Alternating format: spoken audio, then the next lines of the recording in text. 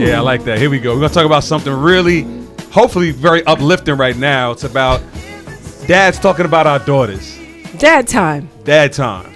So, I'm put on the old sweater. If you're tuning on to OnPoint Experience and you've heard all the great energy and guests, we have a new segment. New segment. And we're going to call it Dad Time. Okay. Because one of the greatest feelings you get every day is being a dad. Like, I just look up at my daughters and it feels incredible at times. And I was having a conversation recently about what a magnificent time this is right now for young girls of color. Like, the ground is fertile. I don't care about what the nationalists and all this stuff. They're acting out because they're feeling threatened. They feel it coming because the young ladies are coming. The power of women, the empowerment, the encouragement is so real right now that it's a very unique time. It's a special time. And so it made me sit back as a father and think, raising a little 11-year-old young future queen, I now have another responsibility to make sure she grows up as a queen. Like, the ground's ready for her, and I got to make sure I nurture this queen that I have. This black girl magic thing. Right. You know that. Black girls rock, black girl magic. Now, I gotta be a little transparent. I have an older daughter, and clearly you're better with the second one than you were with the first one. It's true. So it's true. she was like the experimental child. It's true. And now I've learned my daughter at home is getting a much better father than my older daughter got. Like, okay. I for real, like, had to text my older daughter and apologize. Like, I know I should have been a better dad than you got. Because I recognize what a big obligation it is, especially raising a young girl of color. So, in this new climate, I wanted to talk about some of the things it takes as a father to make sure that our young girls are getting what they're supposed to get.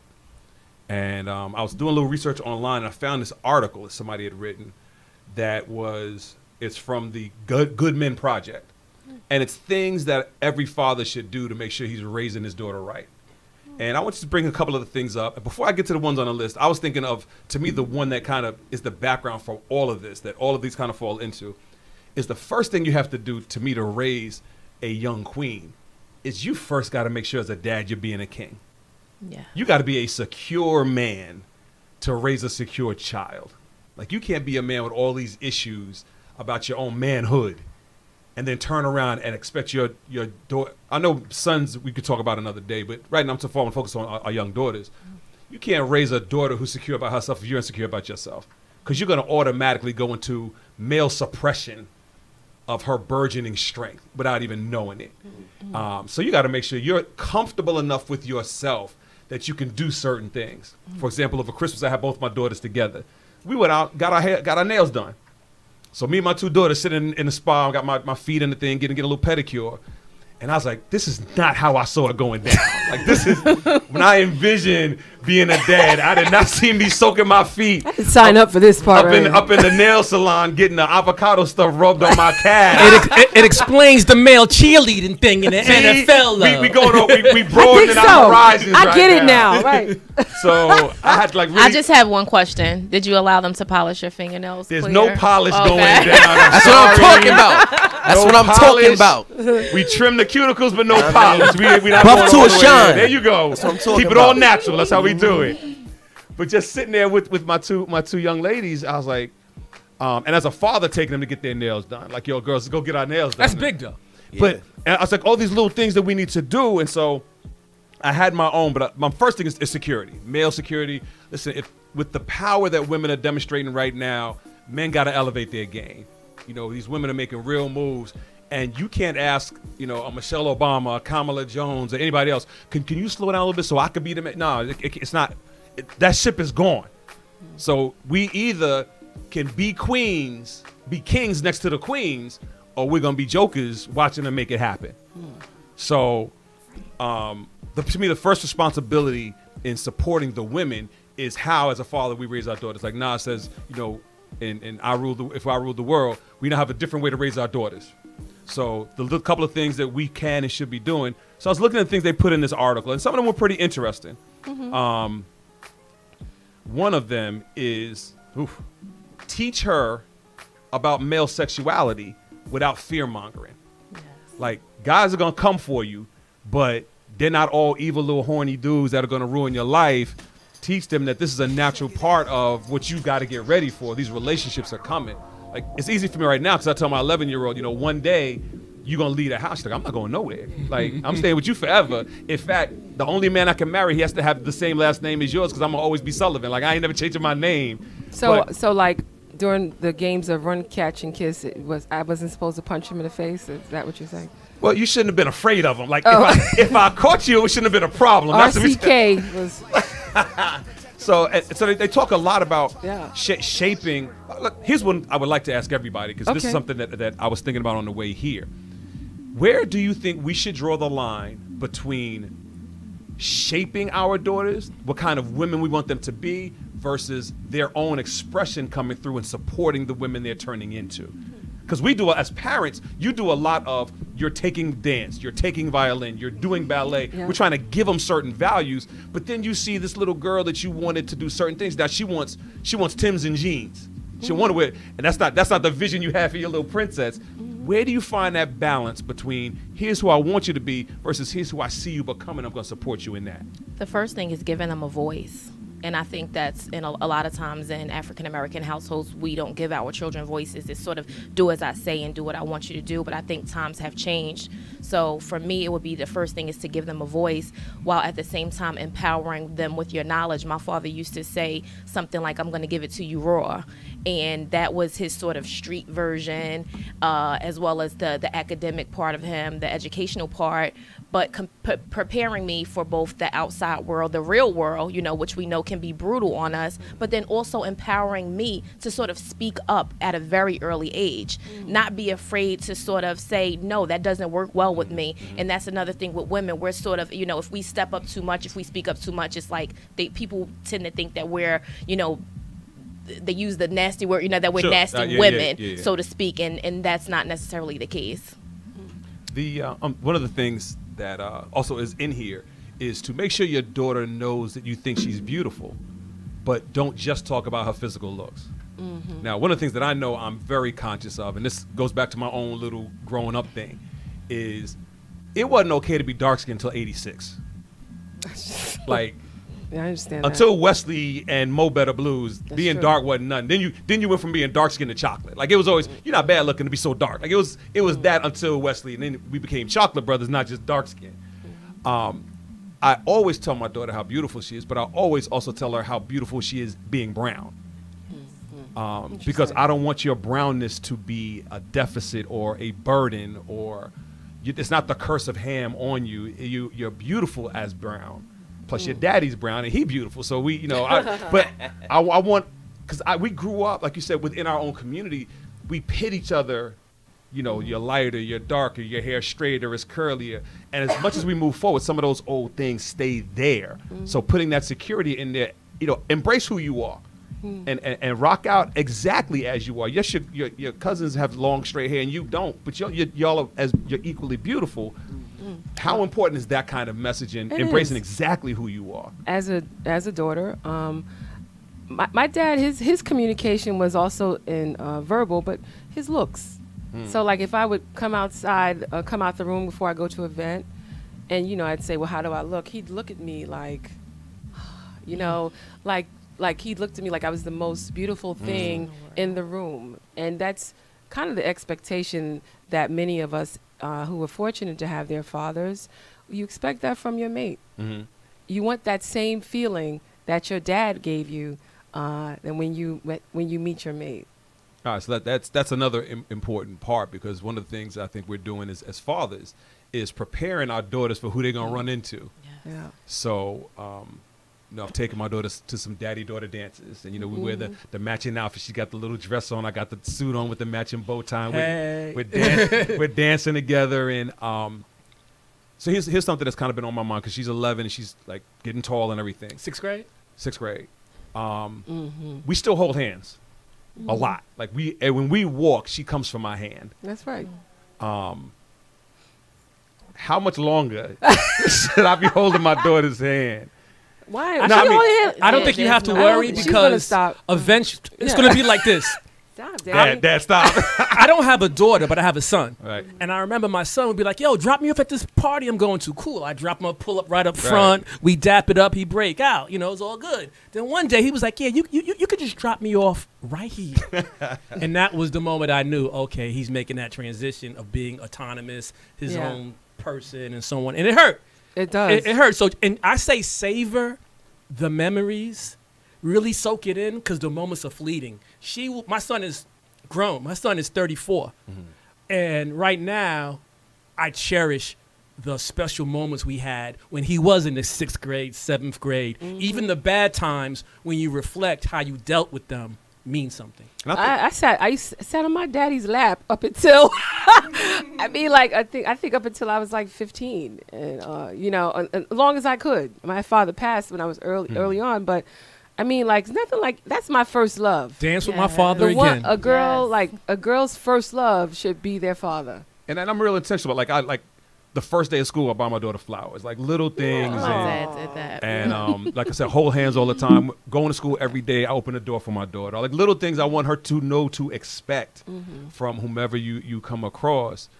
And I just think that there's a big burden right now on dads because this opportunity for our young girls growing up is for our whole community. If we get our women to that level, it restores the power of our families. So this doesn't have to be a moment in time. This could be like a cultural shift. Actually, the nation. Right. It starts. It That's grows a powerful out. It statement. grows out. How do you see that? That's a powerful statement. Well, I think that forever it's been attack the men and women help us. Like hold me down, hold me down. I just got beat in the cotton field. You know, patch up my wounds so I can go out tomorrow. Or they're coming at me with drugs and alcohol. Support me while I'm in. Like we always looked to the women to be the backbone and support everything. But now that women are moving forward with such leaps and bounds, they need that support back. And if I go back to the king and queen thing because one does not suppress the other. And I think one of the easy examples for us to look at is Jay-Z and Beyonce. Beyonce's the baddest chick in the game. All you gotta say is B and you know who we're talking about. Word. Now, Jay-Z does not suppress her shine one bit. He just elevates his kingdom. And you could just say Jay, and you know who right. you're talking about. Hove. And so it's not him or her. Together, they're an empire. Right. And that's what it can be. Like Alicia Keys' Unbreakable, these power couples, not even celebrities, just in real everyday life, you working hard, me working hard, and us making it happen. And when we're making it happen together and we're making it happen for our children, now house by house, family by family, eventually the community's getting that foundation back that we've always been. The family's always been our backbone. We're getting our backbone back if we can get this thing right.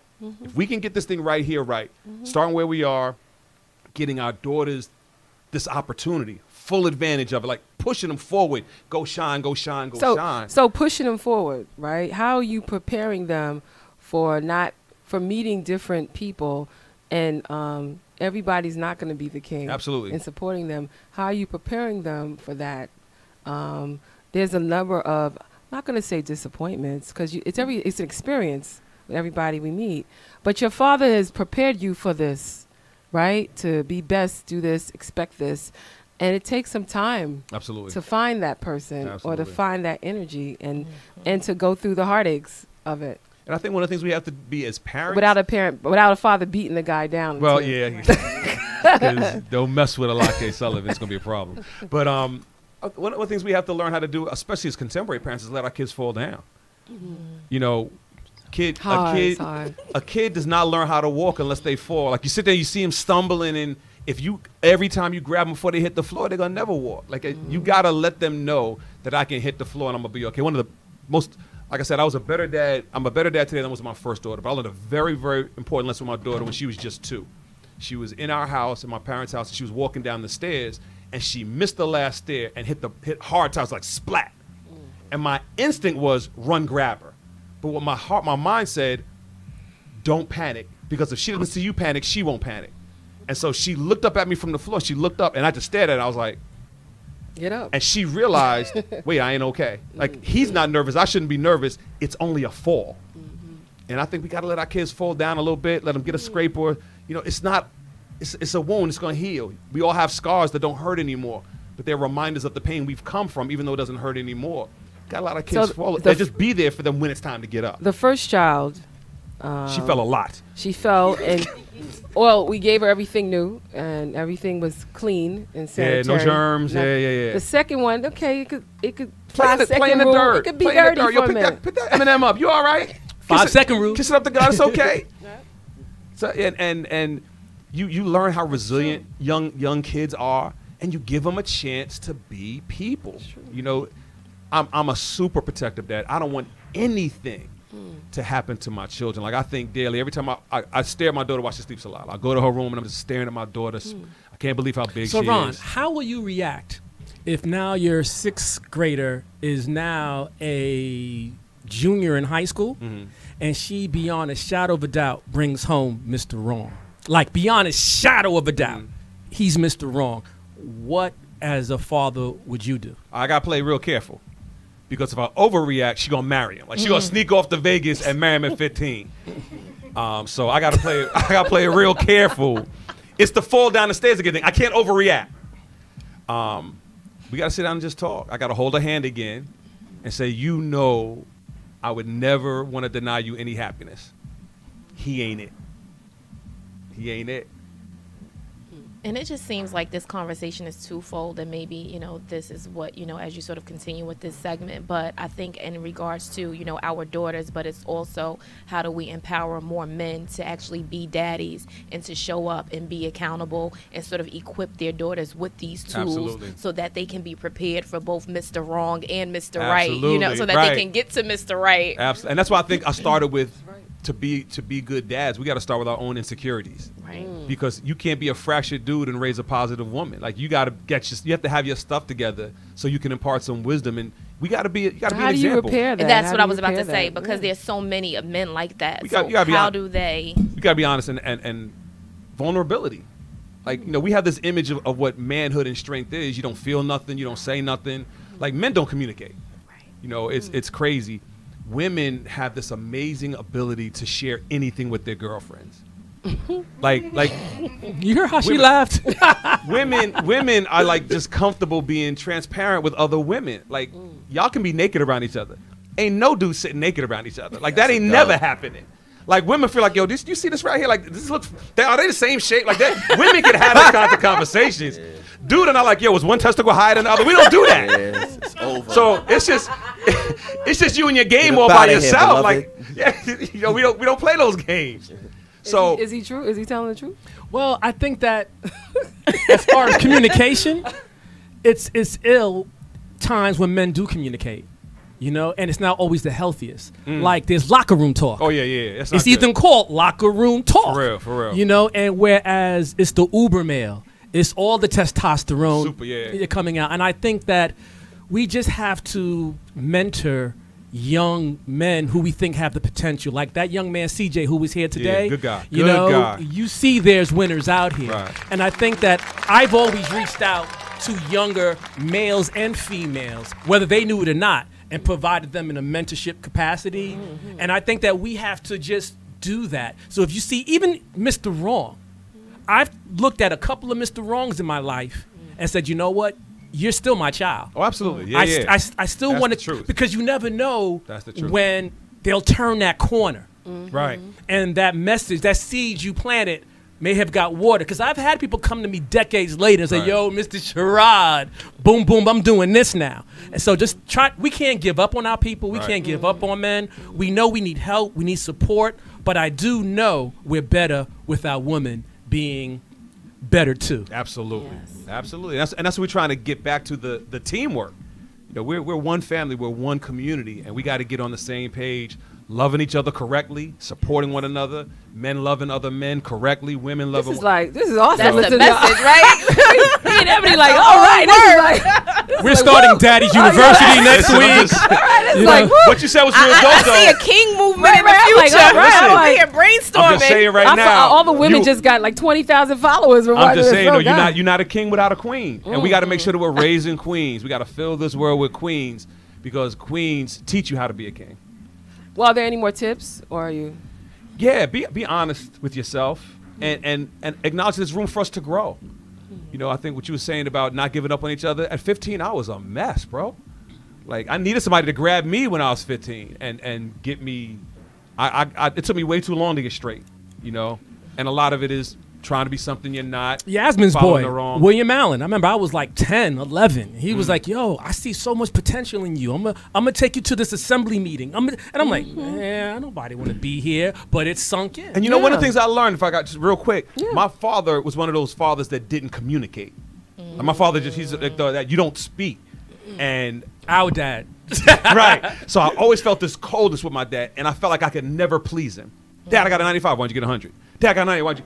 But what I never knew was my father's story, and where he came from. He didn't get to go to school. He had to work at like 9 years old, and so for him, it's like if you could do school all the time, how? And if they gave you the book, how could you get one wrong? Like, what's wrong with you? Wow. Like, they're not hiding the information from you. Yeah. Why would you get even one wrong? But what I never heard from him is, I simply see in you that you're capable of 100. Don't be. I thought I was disappointing him. He was like, don't disappoint yourself. Yeah. But he didn't share that with me because that communication, that he wouldn't allow himself to be vulnerable to say, I don't read that well. So I appreciate that you have this opportunity. I see, why can't you do even better? So I didn't get the message he was trying to give me by the only way he knew how to give it. Right. So I think being the people, the men that speak more and open ourselves up a little bit to younger guys, and even our peers, you know, we can be there for one another, not just younger, to help each other elevate. You know, I think we can do a lot there, and it's not too late for even us to get better. You always talk about Stedman Graham. Yeah. And I know that there's certain people out there that in the relationships they probably evolve based upon one's accomplishment. And so it reminds me of folks who have sudden fame and they're with a partner. And to that point of you saying that parents or daddies need to raise queens and be on their game, I imagine that's a stressful time to watch one elevate so quickly while the other one is still in the same place. And I think that's where men have got to kind of reevaluate what being a man is.